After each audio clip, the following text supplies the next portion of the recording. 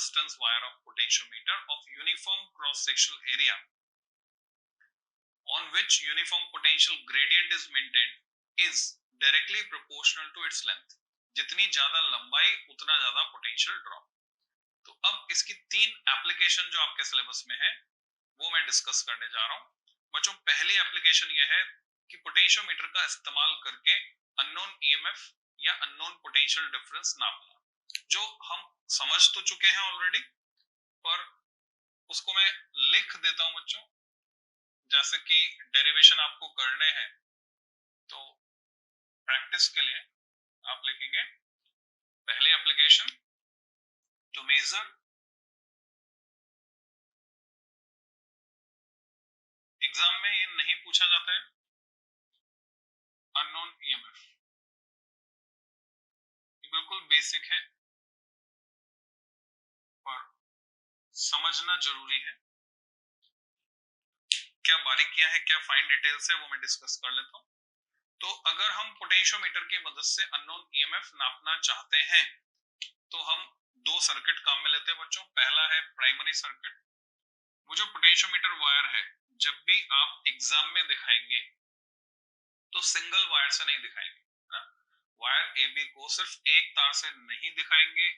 उसको दिखाने का तरीका यही रहेगा कि आपको जिग जैग घुमाना है वायर को। मिनिमम 4 बार 4 तार आपको दिखाने हैं और उससे ज्यादा तो फिर आपकी श्रद्धा है जितने बार आप घुमा सके, क्योंकि पोटेंशियोमीटर में वायर जितना लंबा होता है पोटेंशियोमीटर की जो एफिशिएंसी है वर्क करने की वो उतनी ही बढ़ जाती है, यानी सेंसिटिव हो जाता है पोटेंशियोमीटर। और सेंसिटिविटी बढ़ने पर आप जानते हैं एक्यूरेसी बढ़ जाती है। इस पॉइंट को हमने मीटर ब्रिज के लिए भी डिस्कस किया था कि मीटर ब्रिज कब सेंसिटिव होता है, जब चारों रेजिस्टेंस सेम ऑर्डर के होते हैं या उसमें जो बैलेंस पॉइंट है वो 50 सेंटीमीटर के आसपास मिलता है। तो बच्चों माना कि ये वाला जो पॉइंट है ये है पॉइंट ए और ये है पॉइंट बी, तो ये पोटेंशियोमीटर वायर है पूरा। अब प्राइमरी सर्किट बनाकर हम इस वायर के across uniform potential gradient maintain करते हैं।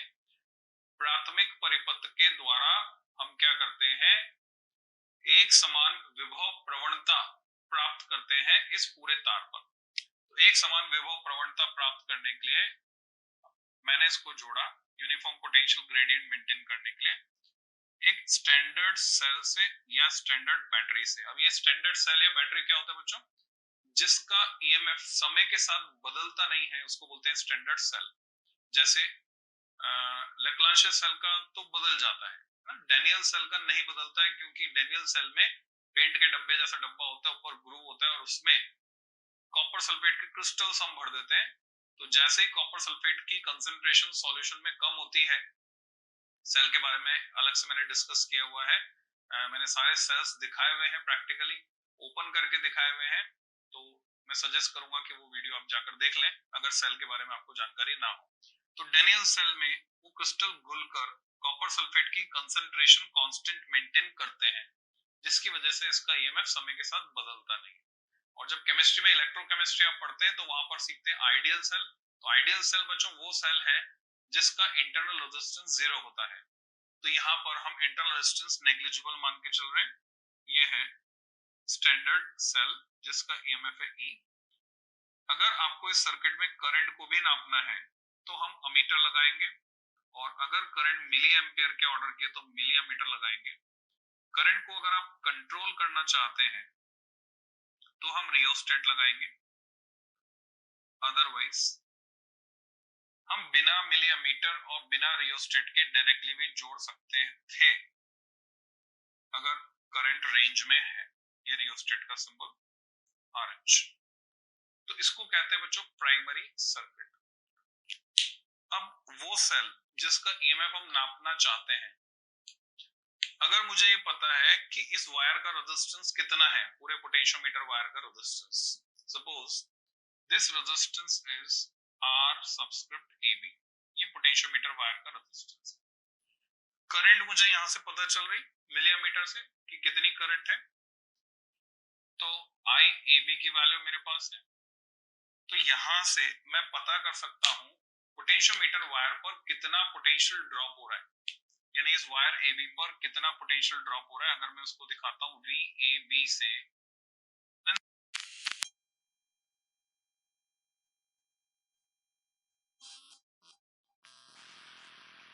तो current into resistance is voltage, इतना इस पूरे वायर पर ड्रॉप हो रहा है। तो अब एट द मोस्ट, यानी ये मेरा स्प्रिंग बैलेंस तैयार है, एट द मोस्ट इससे मैं कितना अननोन पोटेंशियल डिफरेंस मेजर कर सकता हूं, ज्यादा से ज्यादा मैं मेजर कर सकता हूं VAB, यानी कंडीशन ये है इसको इस्तेमाल करने की कि जो भी अननोन मैं नापना चाहता हूं it must be less than VAB और equal to at the most, बराबर है तो बैलेंस पॉइंट बिल्कुल किनारे पर मिलेगा B पॉइंट पर जाकर, और कम है तो बीच में कहीं मिल जाएगा। तो ये कंडीशन है इस एक्सपेरिमेंट के सक्सेसफुल होने की। प्राइमरी सर्किट बनाने के बाद बच्चों हम सेकेंडरी सर्किट बनाते हैं जिसमें जो भी अननोन ईएमएफ आपको नापना है, चाहे वहां आपको थर्मोकपल दिया हुआ है जो कि अननोन ईएमएफ का सोर्स है, या कोई सेल दिया हुआ है, या किसी सर्किट में किन्हीं दो टर्मिनल्स के बीच का पोटेंशियल का डिफरेंस नापना है, तो उसे हम कनेक्ट करते हैं सेकेंडरी सर्किट में इस तरह से कि टर्मिनल A रहेगा हमेशा हायर पोटेंशियल वाला पॉइंट, यानी A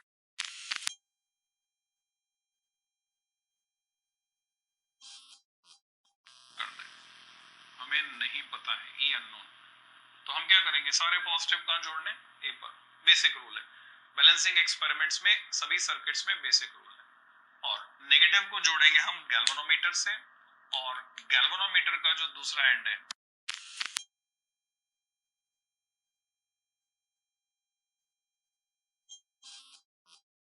में जब कोई करंट फ्लो नहीं होती तो निडल बीच में होती है, इधर भी जा सकती है इधर भी जा सकती है।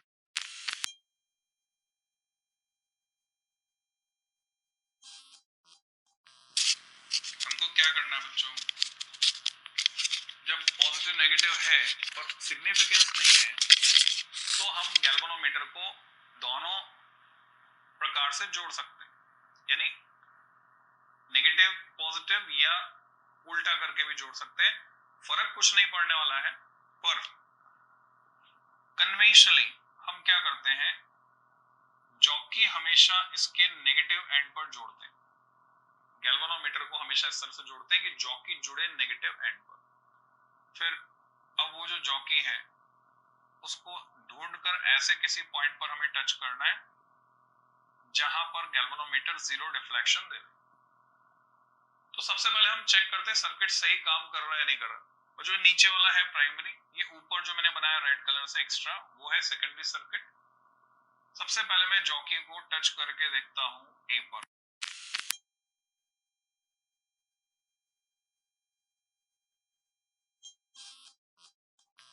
कैसे, इधर से करंट जाएगी क्योंकि इस सर्किट में वायर पर होने वाले ड्रॉप का कोई कंट्रीब्यूशन है ही नहीं, तो करंट इधर से जाएगी, ऐसे घूम के जाएगी, तो गैल्वेनोमीटर डिफ्लेक्शन देगा टुवर्ड्स लेफ्ट।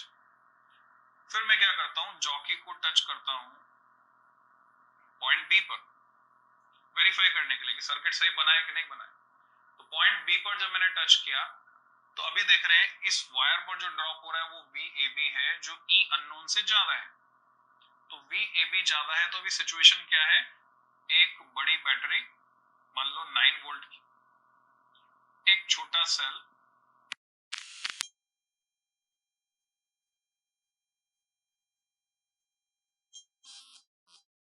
से पॉजिटिव और नेगेटिव से गैल्वेनोमीटर के through negative. So what do you think, current flow होगा कि नहीं होगा? जवाब है होगा, डेफिनेटली। बड़ा सेल छोटे सेल में करंट फ्लो कराएगा, इसकी चलेगी उसकी नहीं चलेगी। तो करंट ऐसे फ्लो होगी तो गैल्वेनोमीटर डिफ्लेक्शन देगा इधर इस डायरेक्शन।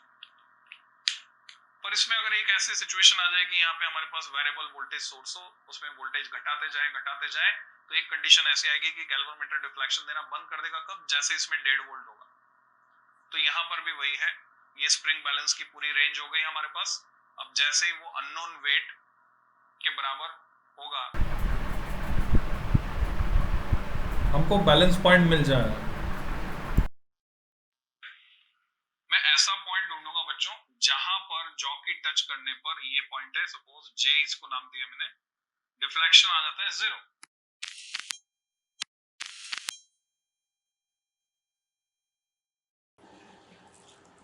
तो अगर यहां पर टच करने पर डिफ्लेक्शन 0 आ रहा है तो इसका सीधा सीधा मतलब है बच्चों कि लेंथ एजे पर होने वाला ड्रॉप, यानी ड्रॉप ऑन लेंथ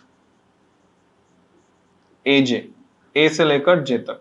अब उसको नापने का सिंपल सा लॉजिक है, यहां एक स्केल लगा हुआ है, मीटर स्केल, जिसमें 0 to 100 उधर भी जा रहा है और 0 to 100 इधर भी आ रहा है।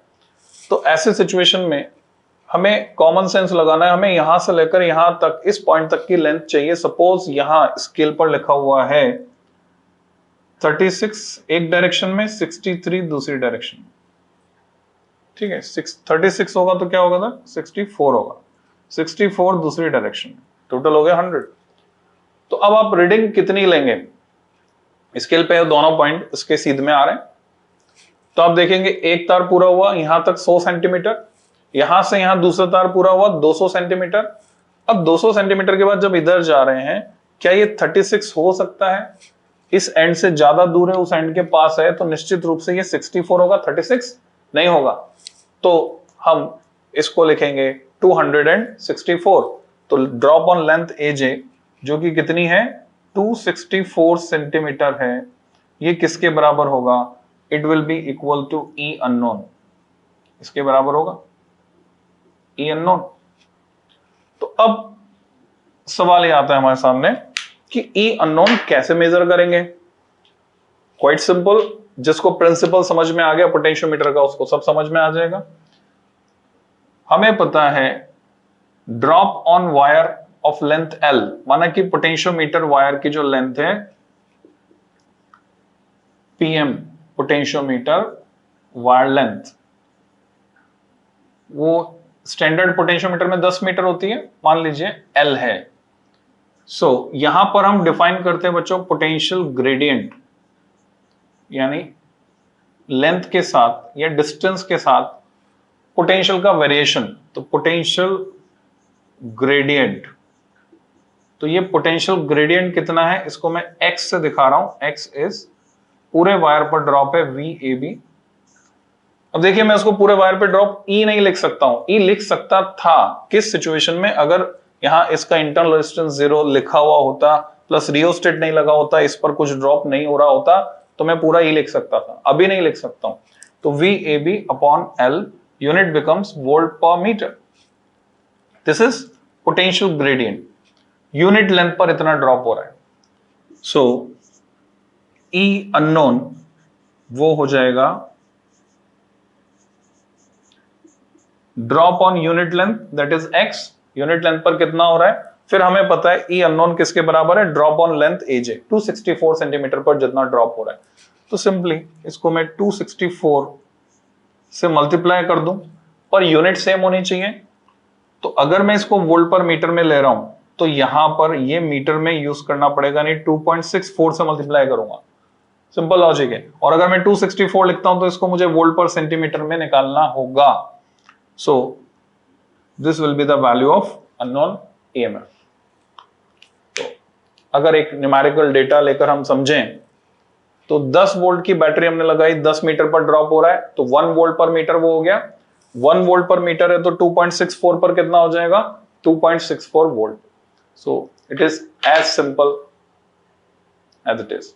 तो बच्चों ये हमने पहली एप्लीकेशन तैयार की पोटेंशियोमीटर की, 2 और एप्लीकेशन है जो हमारे सिलेबस में है, एप्लीकेशन तो 5 हैं। तो अगले वीडियो में मैं डिस्कस करता हूं। Till than happy learning.